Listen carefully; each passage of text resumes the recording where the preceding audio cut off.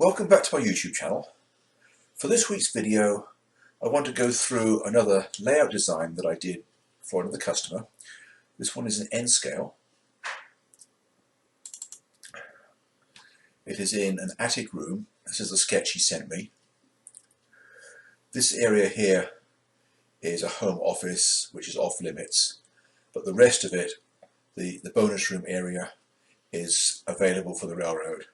And after further discussion, we decided that we could extend it in a narrow section along the side of this wall as well. There was, however, a fairly large couch that he wanted to remain up here. Here is a sketch of the end wall that he sent me, and we see that there is a limited height available. We have 46-inch high knee walls along both sides and 43-inch high attic doors also on both sides. Here is his space drawn accurately. I was told the access on this side of the attic can be blocked if necessary, but the one on this side needs to remain open. Being able to block this one, of course, made a huge difference to the availability of space for the railroad. Although I came up with a way that the door can still be opened. It would just be converted from a hinge door to a lift-out panel. The overall dimensions of the room are 15 feet by 23.5, but we only have part of the space. Even so, it's still a good sized area for N scale. And the customer's wish list was not excessive. For once, I was able to get everything he wanted and be able to space it out as well. The main thing he wanted was a double-track continuous main line with some staging, a small yard with minimal engine service facilities geared for modern diesels. He wanted a variety of industries, and that industry list had to include logging and mining, and also a sawmill and a power plant. The rest of it he left up to me. So here was the first sketch that I drew. Once we had the available space sorted out, it was pretty much a no-brainer as to the shape of it. I made this 4 feet wide over here so that we could use curves in the 20 to 22 inch range. I didn't want to put the yard along this area here because he would spend most of his operating time in front of it, and I didn't want to take the risk of him backing up from his operating and backing down the stairs. So that's why I wanted the main operating area away from the stairs. So that meant that the yard had to be on a curve, but it could be a very large radius curve, so it should not be a problem at all. This area here ended up as his industrial area, and the rest of the long straight was just open scenery. I left enough space for him to walk around the end and get in front of the window to gain access. I left him 2 feet here, figuring that I wanted to leave as much space as possible on the operating side, but I was wrong. He asked for a little bit more space there, so we ended up shortening this section along here.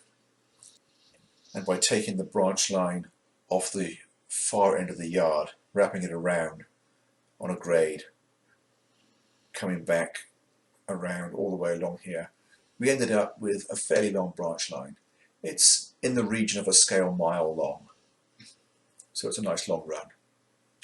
And since he wanted a lot of dense forests, it can disappear in and out of the trees on several occasions just to break up the fact that we have multiple tracks running through the same scene, which is something that he was perfectly okay with. We even decided to bring the back part of the mainline loop into the open along this section here. So he really liked the plan, apart from the tightness of the space here. So he made that adjustment. And here is what the plan looks like when it's all done neatly. All the turnouts are drawn to scale, and all the scenery treatments are recommended. He wanted it to be an autumn scene, so that's why we have 4 colours on the trees. There's a variety of industries here. I put a small town main street. He didn't want any big cities, but he did want a part of a small town. So we've got the main street here winding through the scene.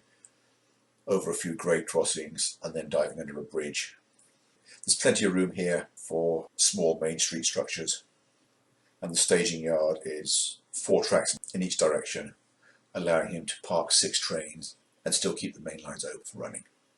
I left this area here devoid of trees because of the logging and mining.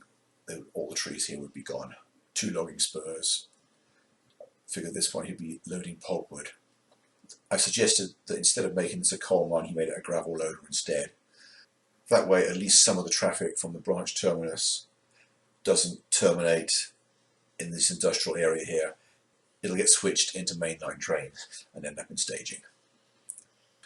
When I sent in this plan, I also figured that there was enough room to extend the staging yard around the corner if you wanted it.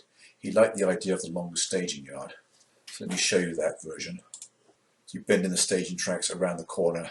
They get several feet longer, and he can now run good long trains. I forget how long they were, but certainly long enough to keep him happy. And the yard here, it's 5 tracks wide, so we've got 1 track for arrival and departure, 3 for sorting cars, 1 for each of the 3 major destinations, eastbound main, westbound main and branch line, and then the last track being a thoroughfare track, which will also be used during classification to drop off all the cars for the local industries prior to delivery. There is talk of the customer having me visit him and work on some scenery together, teaching my skills. He's doing the bench work and track laying himself, which is great. I applaud his decision to work on that himself. He is an experienced carpenter and he's just starting in the hobby. Most of the track laying is fairly straightforward since the main line can be on the level. We talked about putting in slight grades around this curve here and along the back here to get this bridge maybe ½ an inch higher than the front bridge, just for interest. I'm not sure whether he's actually going to do that. It's going to depend on how he feels when he's getting ready to lay the track, whether he wants to go to the complexity of adding tapered risers in there. And then the branch line he's going to leave for a future edition after he's got some more experience with the level track. So I guess that is about it for this layout design. I hope you enjoyed the presentation, and I hope you found something useful that maybe you can incorporate into your own layout. So I'll sign off here. Thanks for watching, have a great day, and I will see you next week.